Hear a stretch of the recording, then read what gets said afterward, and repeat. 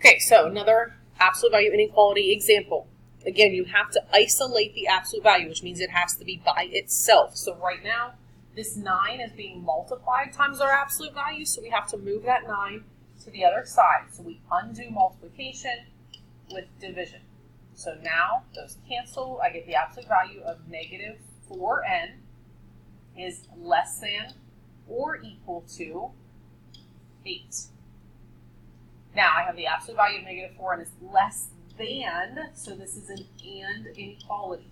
So now when I split this, I have negative 4n is less than or equal to 8. So my first inequality stays exactly the same. I just drop the absolute value bars.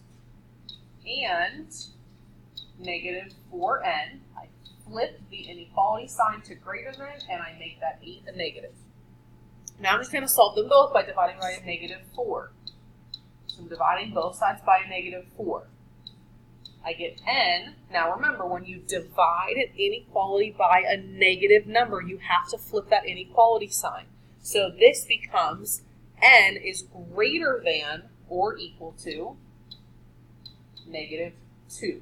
So you have to remember to flip that inequality sign. And again, I divide this one by a negative 4.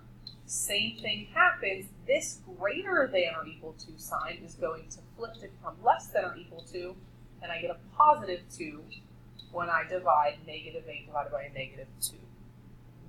So now my two answers are n is greater than or equal to negative 2, and n is less than or equal to positive 2. So I'm going to graph them. Remember, it's an and in between there.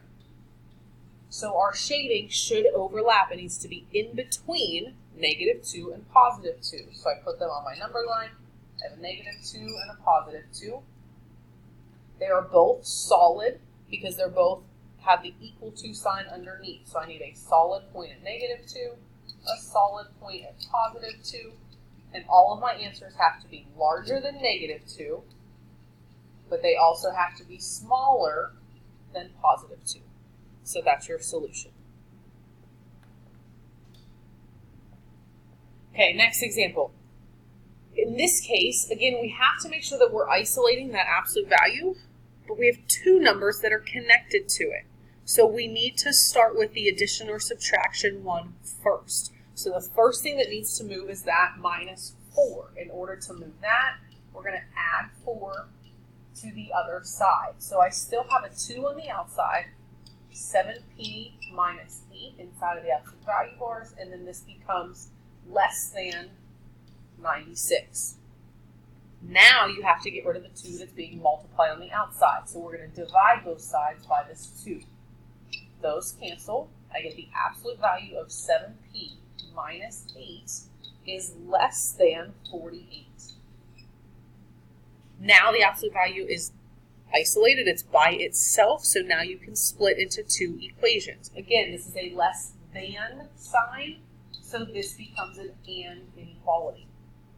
So I have 7p minus 8 is less than 48, and 7p minus 8 is greater than, so I flip the inequality sign and I make this a negative 48. Just solve them both. So I'm going to add 8 to both sides. I get 7p is less than 56.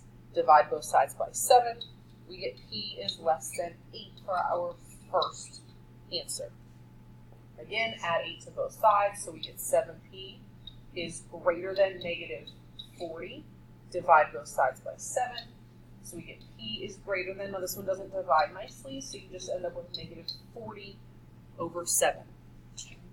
It doesn't have to work out to be a whole number. Now we're going to graph these. Remember that it was an and inequality, so they should be shaded in between them. So negative 40 over 7 is going to have to go on the left side since it's negative. 8 goes on the right side. They are both an open circle because neither one of them had an equal to sign with it. So they are both open, and I'm shading in between them because my answers have to be larger than negative 40 over 7, but they also have to be smaller than positive 8. So I'm shading in between since it's an and. All right, one final example, and it's very similar to the one that we just did. You are starting with adding this 7 to the other side. We always start with the addition or the subtraction one. It was a negative 7, so I need to add 7 to the other side. I get absolute 6 times the absolute value of negative 7n minus 8 is greater than, and 113 plus 7 is 120. Divide both sides by this 6 now. Remember, the 6 was being multiplied, so to undo that, I divide both sides by 6. So now I have the absolute value of negative 7n minus 8 is greater than 20. Since it's greater, that's an or inequality. So when I split these now, I'm using the word or in between. So I have negative 7n minus 8 is greater than 20, or negative 7n minus 8 is less than, so I flip the inequality sign, and I make that a negative 20. Now, solve them both. So I'm going to add 8 to the other side, so this one gives me negative 7n is greater than 28, and I'm dividing by a negative 7 here. So I have n is less than, I flip that sign because I'm dividing by a negative number. So I get n is less than negative 4. Or, again, I'm going to add 8 to the other side, so I get a negative 7n is less than a negative 12 when I add 8 to that negative 20. Again, I'm dividing by a negative 7, so whenever I do that, I flip that inequality sign to become a greater than, and I'm dividing 12 over 7. Doesn't work out nicely, so you just leave it as the fraction. So now I'm going to graph this. All of my answers have to be less than negative 4, so that's going to be to the left of the negative 4. Or my answers have to be greater than positive 12 sevenths. So I place that on the number line, and if all of my solutions are greater, that means I am shading to the right. Okay, and it makes sense. They're going opposite directions because this was an or inequality. Again, what you have to make sure of is that you are isolating the absolute value first. Before you can split into two inequalities, you have to make sure that absolute value is by itself. Also, just remember, anytime you are dividing by a negative number, it flips the inequality sign. So be very careful. Make sure that you remember to flip those inequality signs.